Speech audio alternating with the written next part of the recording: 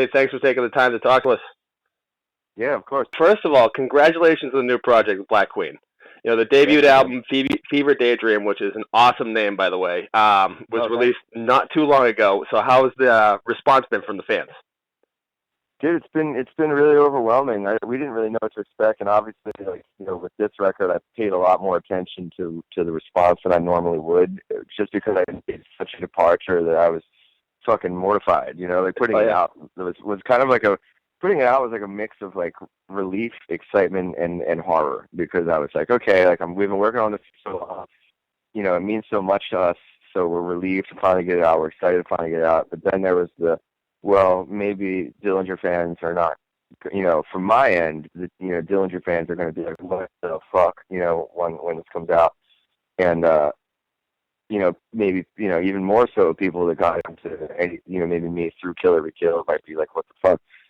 And it didn't happen. It didn't happen at all. Like, people were like really fucking into it, which is, to me, the biggest reward, because, like I said, we've worked on this for so long. The record means so much to us. It was like, pretty much just the whole focus of our lives for like the last 3 years. I mean, it was indistinguishable from our lives. We lived together. We just woke up and lived and breathed these songs for so long. And we, it just took, it was such a labor for us to get this over the finish line, that to put it out and have people be positively receptive to it has just been like one of the best things of my life. Nice. So the Black Queen is essentially your way of kind of branching out and exploring new sounds and creative versatility.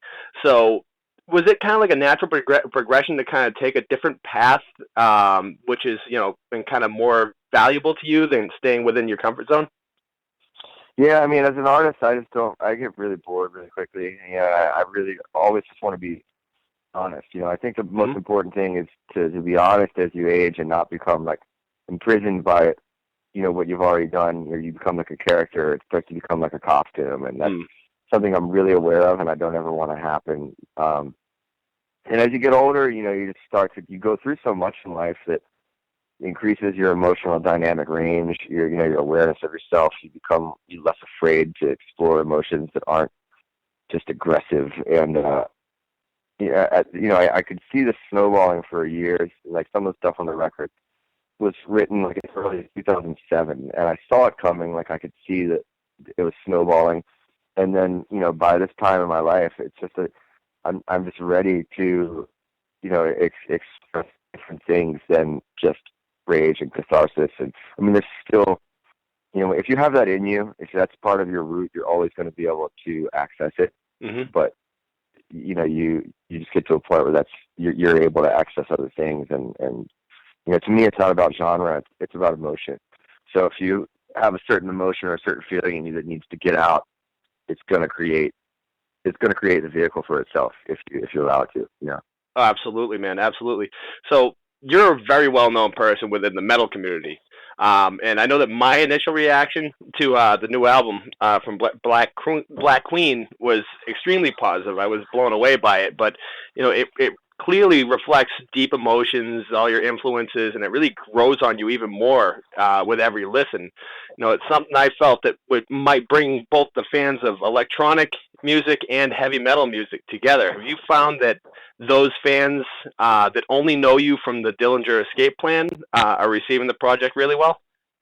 Yeah, man, I have. And I think that it's one of those things where if you lead people somewhere new, and as long as the place that you're going to is good, and I think we, hopefully it is. Like, I think that they'll follow you, and I think that the people that had the most impact on me, the artists that had the most impact on me, were the artists that led me to a place that I didn't know that I was into.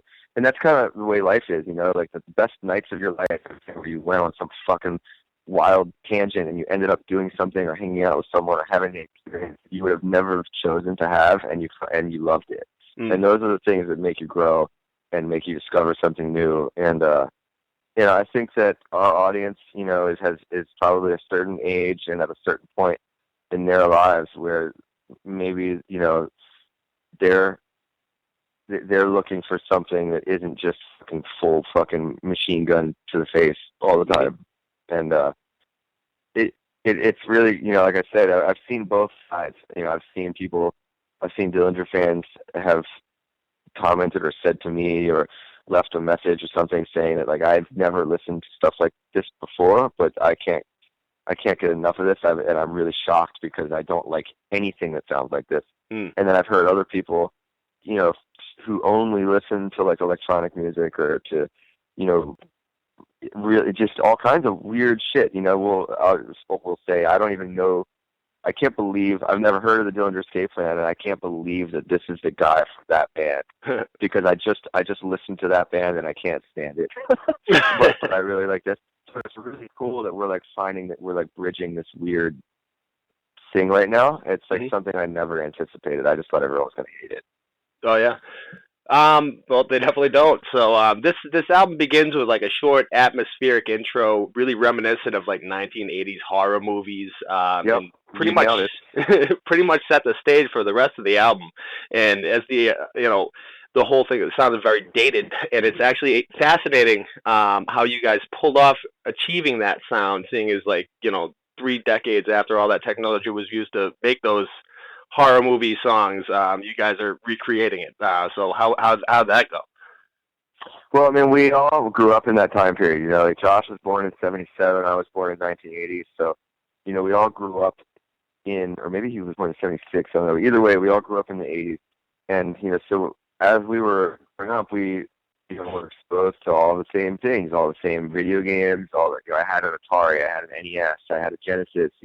We watched all the sci-fi, Cronenberg and Ridley Scott, and all the cheesy '80s horror movies, and we fucking like all the great sci-fi movies that came out in that time, and we're all of nostalgia of being a kid in the '80s, and arcades, and just everything from the weird kind of like, we kept referencing like the used future vibe that was in a lot of things in the '80s, like where like they would have like a sci-fi thing, whether it was like Kubrick or Star Wars or a Cronenberg movie where they're in the future, but it also looks old. It's kind of like the Terminator, where they're like they're in the future, but they're still using fucking telephones with cords on them because they couldn't have predicted that there were cell phones. Just weird shit like that, where everything looks old and new at the same time. And like that was like a really big influence on us. Was like this kind of like that kind of like neon apocalyptic dystopian, downtown LA in the year 2050, except they're still using rotary telephones and that was like a big thing for us. And as far as like the sonic elements go, we used a lot of hardware. Like we used a ton of like real synthesizers and things that were period pieces. We didn't use a lot of software synths. We used a lot of like hard synths. A lot of the things that were discontinued in the '80s, we had, and we used them. So a lot of the sounds they were made with the same synths that someone would have used to make that movie, or we would use the chipset that was used to make certain video game music, or so when someone says, "Oh, that sounds like a certain movie," it's because we used the actual synths that they used in that. So there's a reason why it sounds so familiar. Yeah, that's definitely a badass, just a whole badass concept. And there's like, we were really aware of the fact that your brain makes subconscious affiliations. So if we were into a movie, we would grab a sound from that movie, and then we would pitch it and drag it out and make some like ambient patch out of it. So, if you're hearing like this long drone, and that drone makes you think of, it makes you feel like it's from an '80s horror movie, or it makes you feel like it's from, fucking Neverending Story or something, it's because we took a fucking sound from that and we fucking smeared it out and made it unrecognizable to you. But it's still, your brain still knows what it is, so there's a lot of shit like that. That's really cool, man. And definitely one of the more impressive elements of Fever Daydream, to me, lies in your vocal performance. I mean, your cleans are almost unrecognizable when it comes compared to your early Dillinger days. And Crazy. you definitely your more controlled vibrato really stood out throughout the whole record. The melodies are simple yet powerful, and of course quite catchy. They really breathe the life into the songs along with the music. So since this project is experimental, how far towards your limits did you have to push yourself to create this music? Man, I mean, I grew so much. Like, I think that, if you heard the demos that we threw out when we first started, we threw out a lot. And, like, we had full songs that were thrown out when we first started writing. And, there were, like, rock guitars on a lot of songs, and we just kept on going and going and going until we, you know, found what our sound was. But a lot of the, early vocals were nowhere near what is there now. And it really took me taking myself out of if you strive for like something higher, I find that you'll get rid of your own ceiling. And to me, in the past I had always been like limiting myself by being like, is this good? Is what I'm doing good in the context of metal and hardcore and things like that? And then when I took away those limitations, I was like, no, I don't want these vocals to be like really good in the context of what people do in metal and hardcore bands. I want these vocals to be really good in the context of what people that are in really good mainstream bands do. Like, I want people someone that would hear fucking Depeche Mode or fucking Cure or bands like that. I want those people to hear this and either say that it sucks or say that it's fucking good and be comparing it with that. I don't want to hear that it's fucking good compared to like hardcore, Yeah. And when I stopped limiting myself to that, I just made such quantum leaps, and to have people around me, like, Josh was in Pucifer and he was in Nine Inch Nails, and, the only two singers he's ever tracked were, that he's ever worked with besides himself were, Maynard and Trent. So for him to have tracked Maynard a ton, and, he would say to me, dude, I've tracked Maynard a bunch and you're fucking, what you're doing is, I'm telling you, I've tracked him a bunch. You're just as good. He would just give me like these votes of confidence that were like, fuck man, okay, I can do this, And like I said, I don't, whether or not that's the case or not, I feel like I at least raised my own feeling a lot just from not comparing myself to, from comparing myself to higher to people that I consider to be great, Yeah.